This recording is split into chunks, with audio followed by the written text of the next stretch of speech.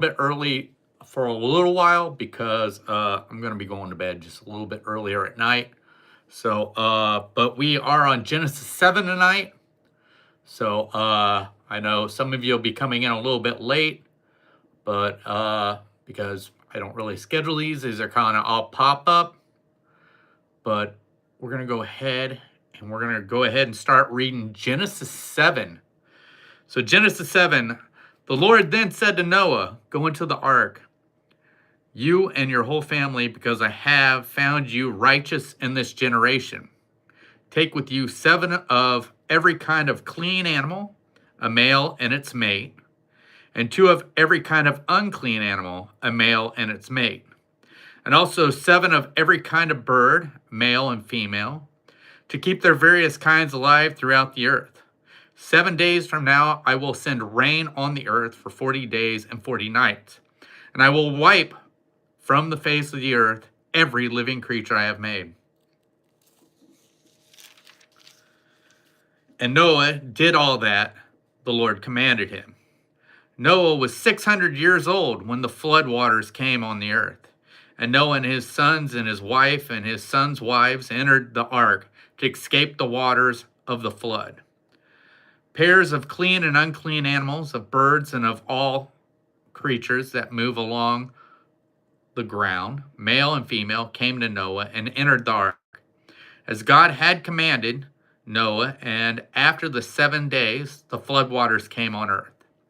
In the 600th year of Noah's life, on the 17th day of the second month, on that day, all the springs of the great deep burst forth, and the floodgates of the heavens were opened, and rain fell on the earth 40 days and 40 nights.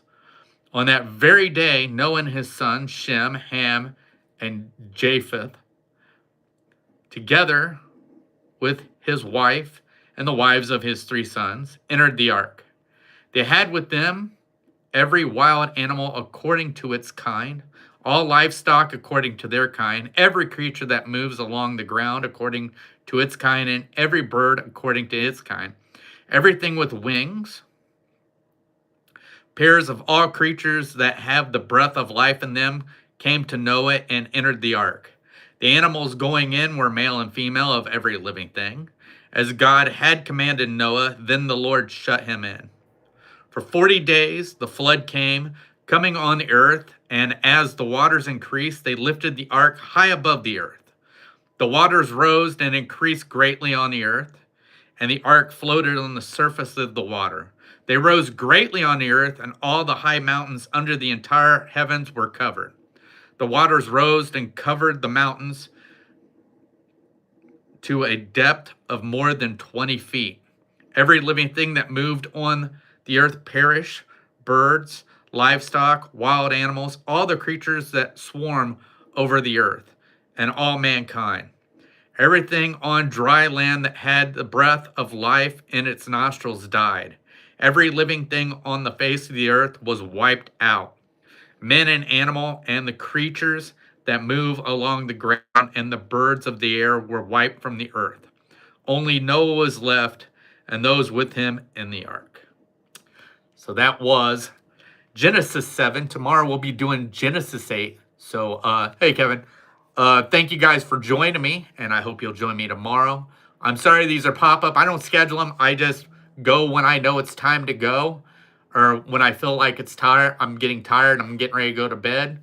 So, but thank you. Like I said, I'm just using this as a way to keep myself committed to reading a chapter a night. But once again, thank you all for joining me, and I hope to see you tomorrow. Bye.